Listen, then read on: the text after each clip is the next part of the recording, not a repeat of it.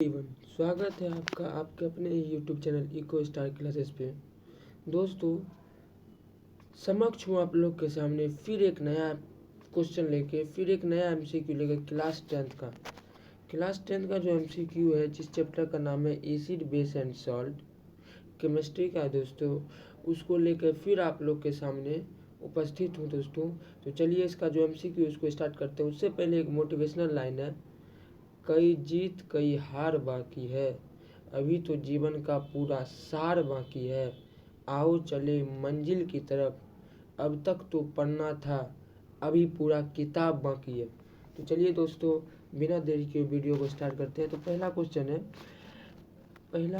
है हमारा, which gas is liberate when sodium bicarbonate. मतलब कि सोडियम बाइकार्बोनेट मतलब क्या हुआ यहाँ पे कि सोडियम बाइकार्बोनेट का फॉर्मूला हो जाता है NaSCO3। ठीक, सोडियम बाइकार्बोनेट का ये है फॉर्मूला है।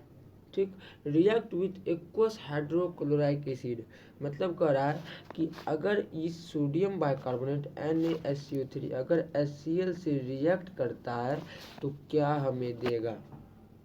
तो इसको जानते हैं। अब देखिए यहाँ दिया हुआ एक हम लोग के पास नियम ही है कि जब भी कोई एसिड जो है, एसिड अगर मेटल कार्बोनेट या मेटल बाइकार्बोनेट से रिएक्ट करेगा तो हमें क्या देगा। तो हमें देगा ये एक एसिड अगर मेटल बाइकार्बोनेट से रिएक्ट करेगा तो हमें सबसे पहले तो सॉल्ट देगा, तब जाके हमें देगा। देखिए ये एसिड है, ये मेटल बाइकार्बोनेट जो है ना, ये मेटल बाइकार्बोनेट, ये देखिए है क्या चीज़, पहले समझाते हैं। ये मेटल बाइकार्बोनेट है, ये मेटल बाइकार्बोनेट भी एक तरह का क्या चीज़ है, बेस है।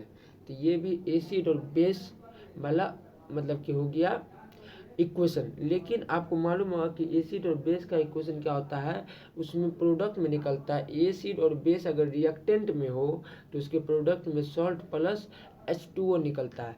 लेकिन यहाँ बेस के जगह पे मेटल बाइकार्बोनेट है, मतलब एक अलग प्रकार का बेस है, तो यहाँ भी H2O निकलेगा, लेकिन एक नया प्रोडक्ट के साथ निकलेगा जिसका नाम है H2CO3। देखिए बताते हैं, H2CO3 है क्या। ये एक क्या है, कार्बोनिक एसिड है। ये कार्बोनिक एसिड है और ये कार्बोनिक एसिड दो प्रकार में टूटता है।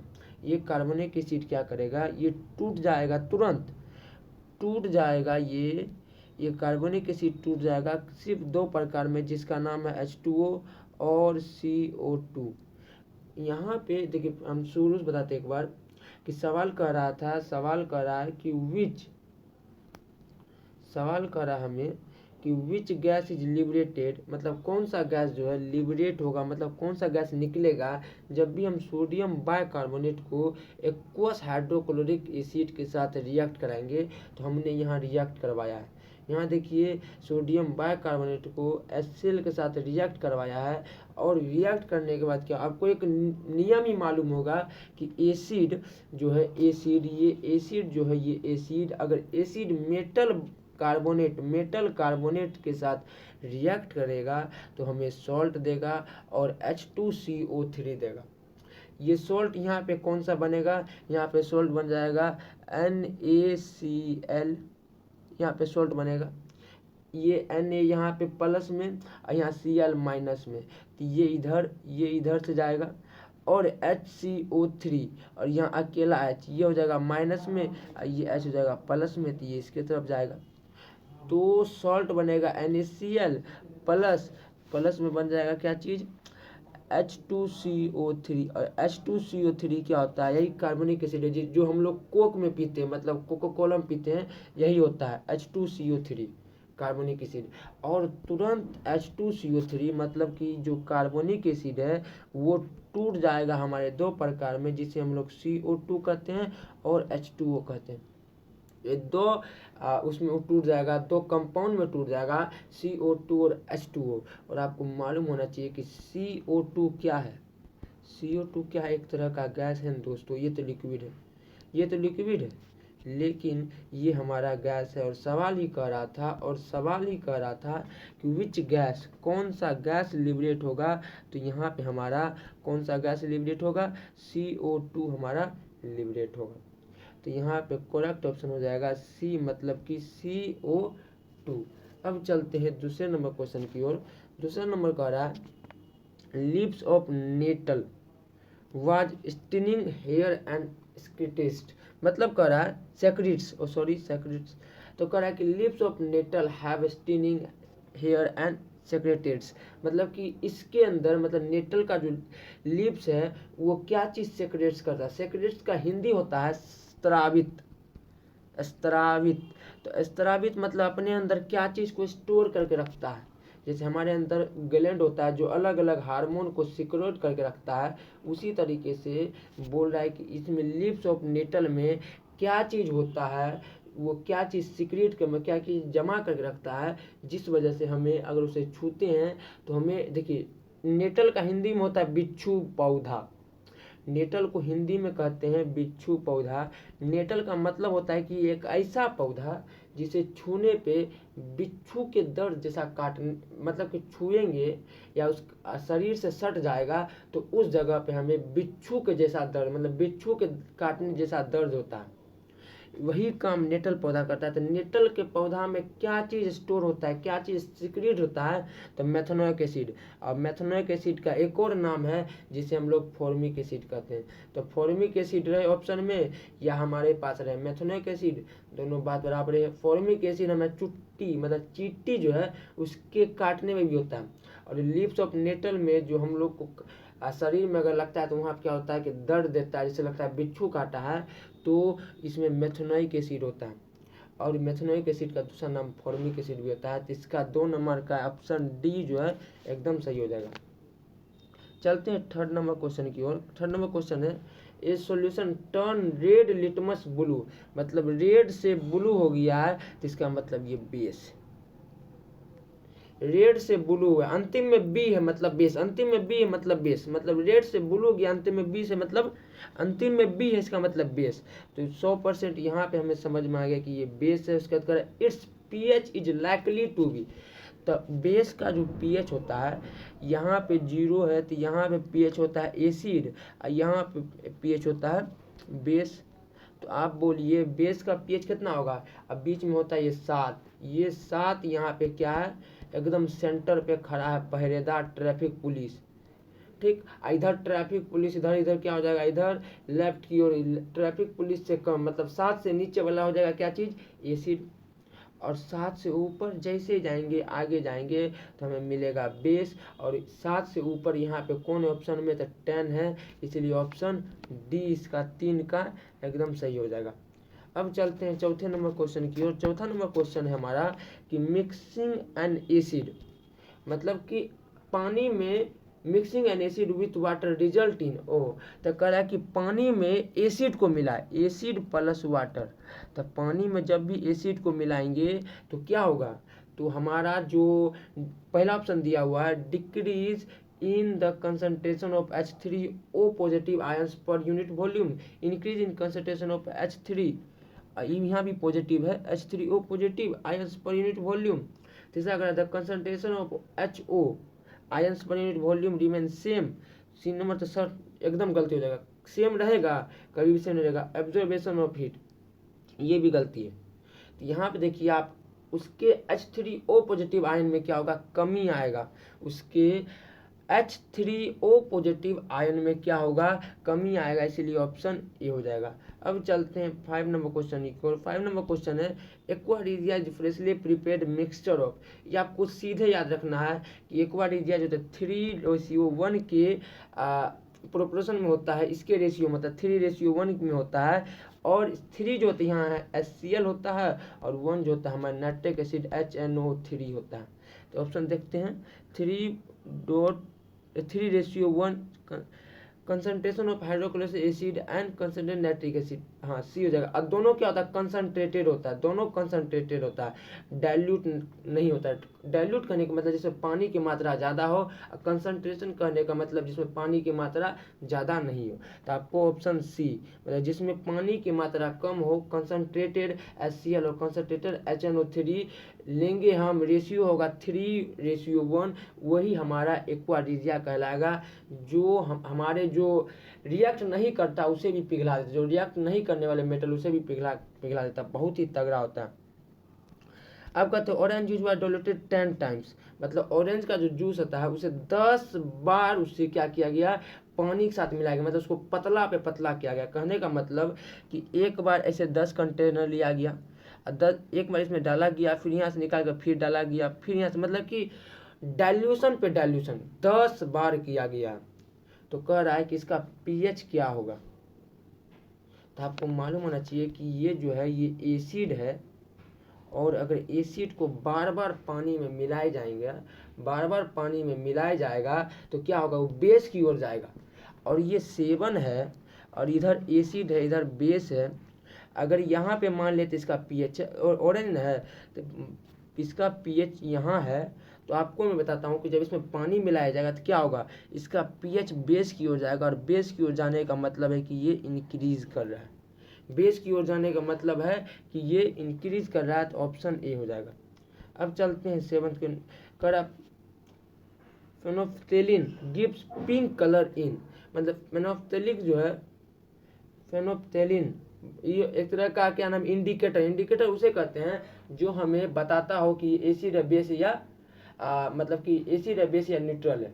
तो फेनोफ्थेलिन जो है वो उसको अगर पिंक कलर कब देता है, तो आपको याद रखना पड़ेगा, ये जब बेसिक मीडियम होता है, जब इसमें बेस मिलाया जाता है तो ये हमें क्या कहता है, पिंक कलर देता है। तो ऑप्शन बी। अब चलते हैं 7 नंबर क्वेश्चन की ओर। 7 नंबर का क्वेश्चन है, सॉरी 8 नंबर की ओर।